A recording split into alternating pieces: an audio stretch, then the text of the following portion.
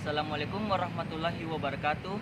Perkenalkan, nama saya Muhammad Kurniansyah dari Ilmu Administrasi Negara Angkatan 2021 dengan NIM 21060550156. Matkul pengantar sejarah dan IPS. Baiklah, kali ini saya akan membuat tugas video dengan membahas rumah adat Boyang. Rumah Boyang merupakan rumah adat yang berasal dari Provinsi Sulawesi Barat. Rumah Boyang memiliki gaya arsitektur yang unik, berbentuk rumah panggung yang tersusun dari material kayu dan ditopang tiang-tiang penyangga. Rumah ini menjadi tempat tinggal suku Mandar yang merupakan suku asli dari Sulawesi Barat. Rumah Boyang terdiri dari dua jenis, yaitu Boyang Adak dan Boyang Biasa. Boyang Adak merupakan tempat tinggal bagi bangsawan, sedangkan Boyang Biasa merupakan tempat tinggal rakyat biasa. Pada Boyang Adak diberi ornamen yang melambangkan identitas tertentu yang mendukung tingkat status sosial penghuninya. Di antaranya memiliki tumbak layar atau penutup hubungan yang memiliki 3-7 susun. Semakin banyak susunannya, semakin tinggi derajat kebangsawannya. Selain itu, Boyang Adak memiliki 2 susun tangga. Susunan pertama terdiri atas 3 anak tangga, sedangkan susunan kedua terdiri atas 9 atau 11 anak tangga. Kedua susunan tangga tersebut diantarai oleh pararang. Ciri-ciri yang dimiliki Boyang Biasa tidak semegah Boyang Adak, karena hanya memiliki 1 susun penutup hubungan dan 1 susun anak tangga. Untuk menunjang kegunaan dan fungsinya, rumah Boyang dibagi menjadi beberapa bagian ruangan yang disebut dengan lotang. Lotang utama berjumlah 3, yaitu yang pertama, Samboyang. Samboyang merupakan ruangan yang terletak di bagian paling depan rumah dan memiliki ukuran yang cukup lebar. Ruangan ini berfungsi sebagai tempat untuk menerima tamu, sebagai ruangan tempat tidur tamu apabila ada yang bermalam, tempat atau pusat pelaksanaan kegiatan bila ada hajatan yang dilakukan di dalam rumah, dan tempat berbaringnya mayat sebelum dibawa ke kubur. Berdasarkan fungsi-fungsi tersebut, maka ruangan tersebut menjadi titik perhatian pemilik rumah untuk senantiasa menjaga kebersihan, keindahan, dan kerapihan di ruangan tersebut. Oleh karena itu, aktivitas keluarga yang berkenaan dengan interaksi antara sesama anggota keluarga tidak banyak dilakukan di ruangan ini. Yang kedua, Tanggang Boyang. Tanggang Boyang terletak pada bagian tengah rumah. Ruangan ini berada di sebelah ruang Samboyang, tetapi memiliki ukuran yang lebih lebar jika dibandingkan dengan Samboyang. Ruangan ini berfungsi sebagai ruang keluarga, di mana aktivitas keluarga dan hubungan sosial antara sesama anggota rumah tangga frekuensinya lebih banyak berlangsung di ruangan ini.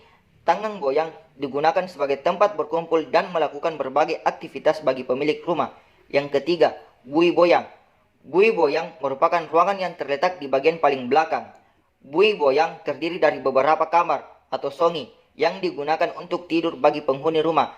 Terdapat kamar untuk kepala rumah tangga, anak bujang, anak gadis, kakek, dan nenek dengan ukuran yang berbeda-beda pada setiap kamar.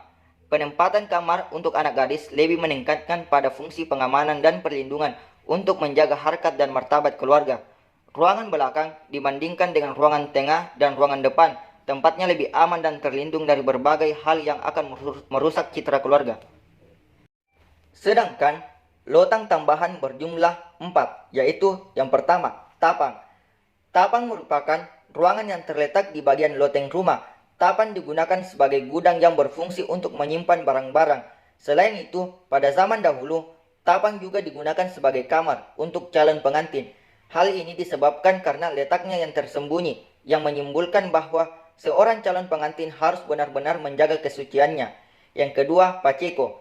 Paceko atau dalam bahasa Indonesia disebut dapur, merupakan ruangan yang dibangun menyilang dan bangunan utama dengan luas yang hampir sama dengan ruangan-ruangan lain. Di dalam Paceko terdapat sebuah ruangan yang disebut Patemeangan atau kamar mandi. Paceko digunakan sebagai tempat untuk memasak dan tempat untuk menyimpan persediaan makanan. Yang ketiga, Lego-Lego. Lego-Lego terletak di bagian depan rumah dan memiliki atap, namun tidak memiliki dinding. Bangunan ini biasanya lebih sempit dibandingkan dengan tambahan bangunan bagian belakang. Namun, bangunan tersebut tampak lebih indah dihiasi dengan berbagai ornamen, baik yang berbentuk ukiran maupun yang berbentuk garis-garis vertikal dan horizontal.